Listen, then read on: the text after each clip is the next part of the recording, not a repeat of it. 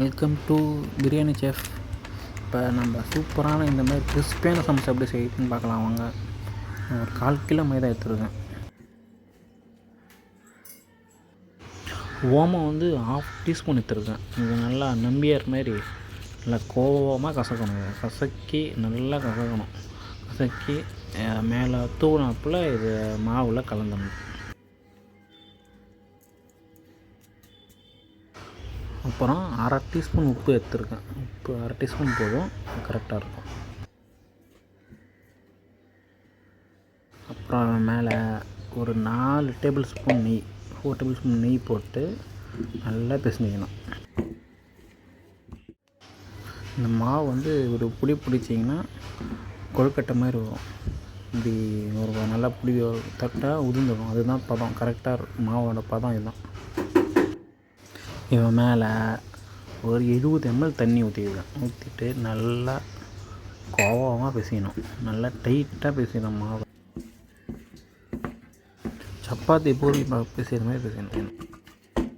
மாவு ரெடி ஆகிடுச்சு. இதை ஈரத்துணி போட்டு ஒரு 1/2 hour அப்படியே வச்சு பண்ணிட்டான். இப்போ இவன் உள்ளே வைக்கிறதுக்கு ஸ்டஃபிங் ரெடி பண்ணுறேன். ஒரு கடாயில் 2 டேபிள் ஸ்பூன் எண்ணெய் ஊற்றிப்பேன். 1/2 டீஸ்பூன் வந்து சீரகம், 1/2 டீஸ்பூன் வந்து சோம்பு, 1 டீஸ்பூன் இஞ்சி, துருவன இஞ்சி 1 டீஸ்பூன் எடுத்துருக்கேன்.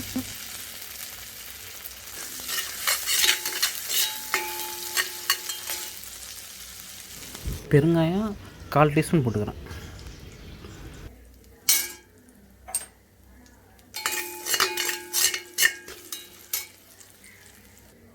இது கொரியாண்டர் சீட்ஸ் நல்லா க்ரஷ் பண்ணி 1 டீஸ்பூன் எடுத்துக்கிறேன்.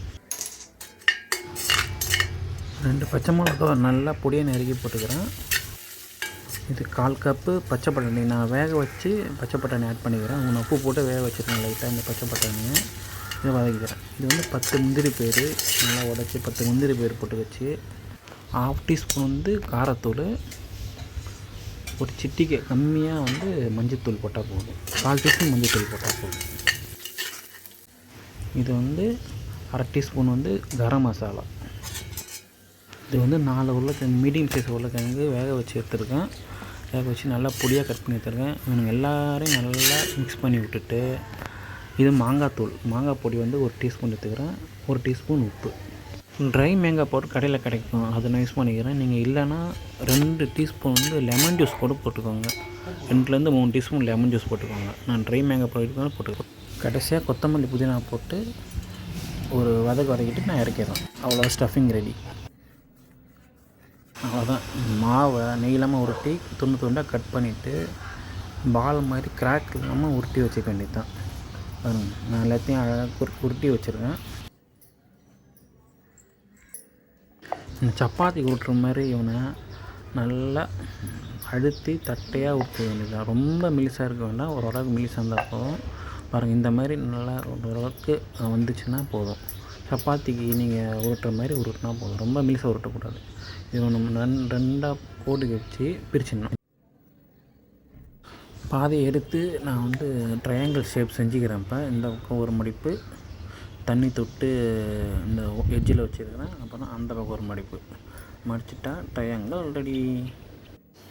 இப்போ இவனை நல்லா ப்ரெஸ் பண்ணி உள்ளார ட்ரையாங்கிள் ஷேப்பில் அந்த மூக்கை சீவி விட்டு உள்ளார ஸ்டஃபிங் வச்சு மடிக்க வேண்டியதுதான். கொஞ்சமாக ஸ்டஃபிங் வச்சுட்டு இந்த மடிக்கும்போது உள்ளார விரல் வச்சு இப்படி மடிக்கணும். அதுதான் கரெக்டாக இருக்கும். மடிச்சுட்டு இந்த எட்ஜஸ்லாம் அப்படி தண்ணி தொட்டு நல்லா அமுக்கி வச்சிடணும்.